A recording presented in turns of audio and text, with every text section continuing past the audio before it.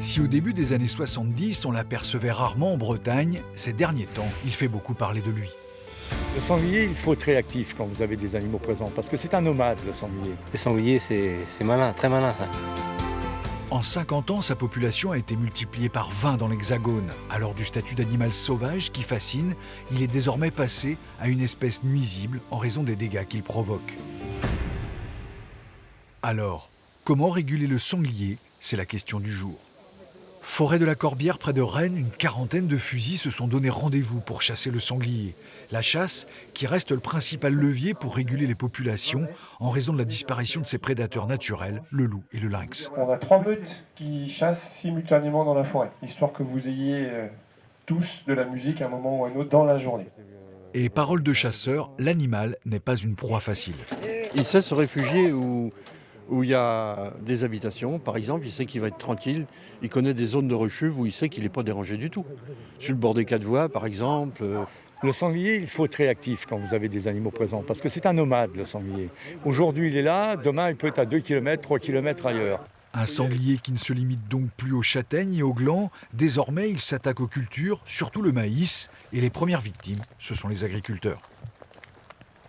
Aujourd'hui, nous en déclaration, on a 1,5 hectare de dégâts de maïs sur la parcelle est fait 2,70 hectares. C'est-à-dire que ça touche notre revenu, quoi. Donc aujourd'hui, nous, c'est des pertes sèches, quoi. Des agriculteurs chez qui la grogne monte. Pour exemple, dans toutes les communes du Finistère, le piégeage des sangliers vient d'être autorisé par le préfet pour lutter contre leur prolifération et les accidents de la route.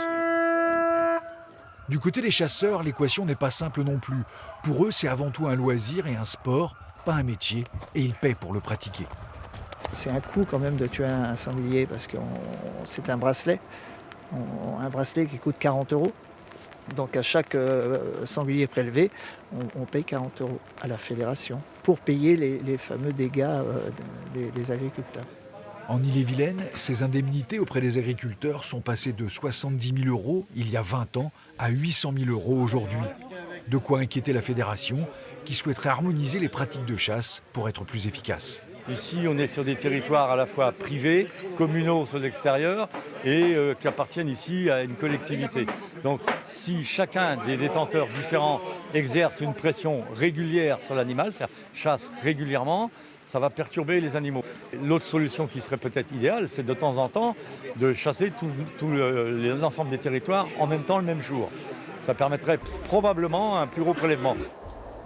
Climat favorable à sa reproduction, garde-manger fourni, abri, comptage approximatif, la Bretagne réunit toutes les conditions favorables à la reproduction rapide du sanglier. Mais ces derniers temps, la cohabitation entre le sauvage et l'humain semble de plus en plus difficile et sa régulation indispensable pour beaucoup.